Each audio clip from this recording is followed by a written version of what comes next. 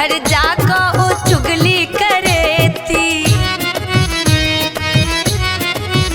हाँ ननदी एती ता झगड़ा लगेती, घर घर जाको ओ चुगली करेती। ते बहिन के मंगब सजना यो सजना, बहिनी मंगब सजना। अब सहलो ने जय बेदना यो सजना, बहिनी मंगब सजना। बहिनी मंगब सजना यो सजना, बहिनी मंगब सजना।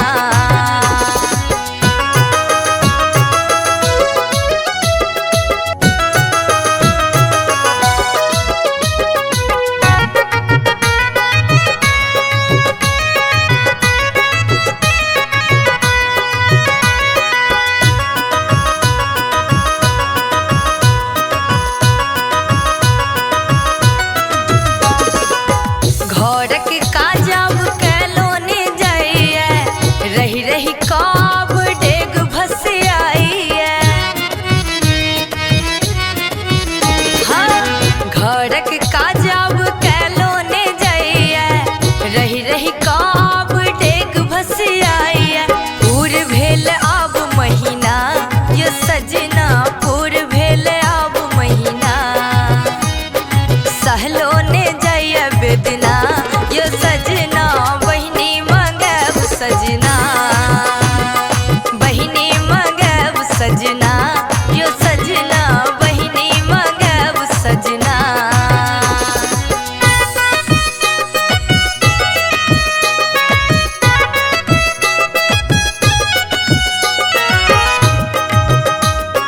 आप मिक्सिंग रही एमएन प्रोडक्शन की प्रस्तुति।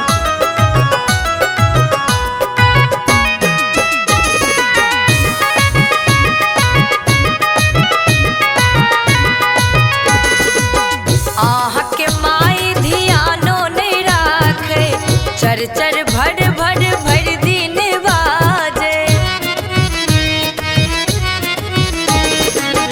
आहा के माई धियानो नहीं राखे, चर चर भर भर भर दिन बाजे। ते माई के बजब सजना यो सजना, माई के बजब सजना। सहलो ने जय बेदना यो सजना, बहिनी मंगब सजना। बहिनी मंगब सजना यो सजना, बहिनी मंगब सजना।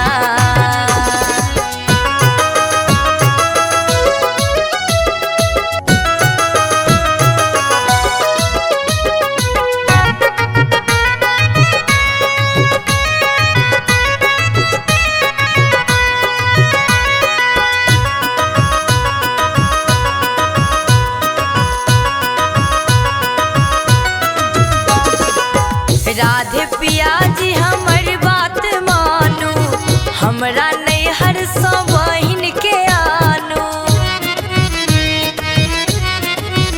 हाँ राधे पिया जी हमर बात मानू, हमरा नहीं हर सो बहिन के आनू।